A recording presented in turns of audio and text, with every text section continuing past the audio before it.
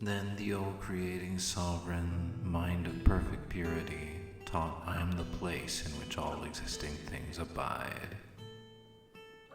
O great Bodhisattva, I am the all-creating sovereign, where the central vigor of the entire mind of perfect purity abides.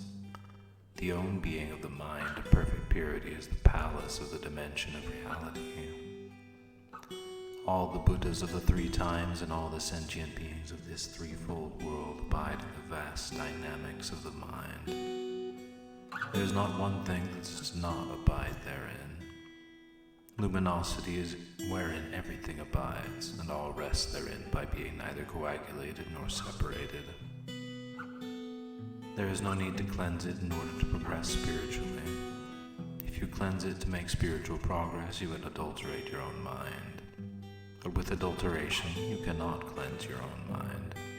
This is the universal place in which everything abides.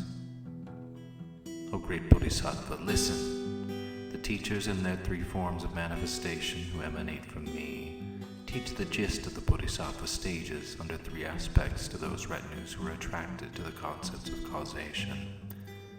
The Bodhisattva stage of generation, the Bodhisattva stage of practice, and the Bodhisattva stage of realization. These three they are teaching. At the Bodhisattva stage of generation, a realization of the mind is aspired to by generating the four religious services.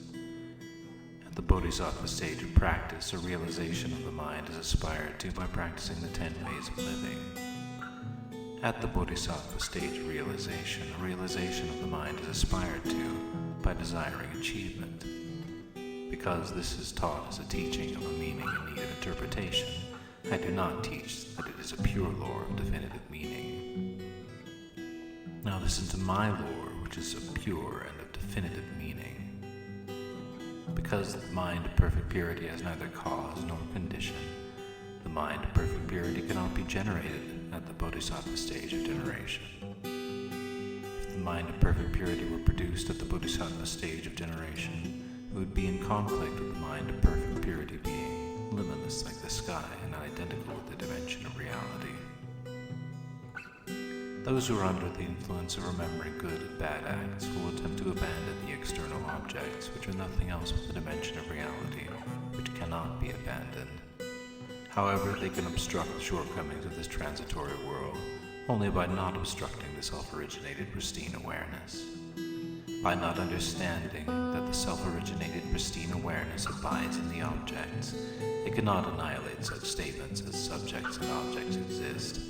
Thereby, the mind of perfect purity is not generated.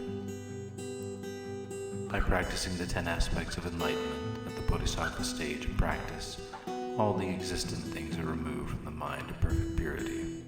This leads to the exhaustion of the apparent dimension of reality, which is like the sky.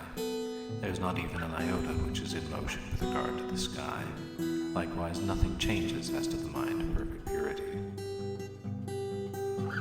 As to the wish to achieve enlightenment at the Bodhisattva stage of realization, there are the following names given to the Bodhisattva stage of realizing enlightenment: all light, non-craving lotus eye, diamond holder, solidly built, wheel, great assembly Vajradhara, and all good, inseparable from cause and result.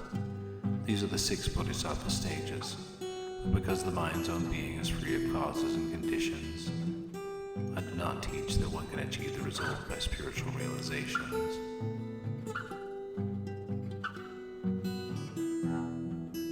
Now I'm going to teach you the 6 forms of the mind's own being. The 6 forms of the mind's own being are as follows. The characteristic of the self-originated pristine awareness is indestructibility, which is known as the place where all is light, as it is total luminosity present in the 5 sense organs. As there is no desire directed towards the imperceptible objects, this stage is called the non-craving lotus eye. As the mind of perfect purity is without becoming or ceasing, I call it the diamond holder. As your own being is limitless reality, and as the imperceptible self-originated pristine awareness is poised in balance, I call this stage the place which is firmly established. The own being of the mind of perfect purity in its mandala configuration abides as perfect purity in the things themselves.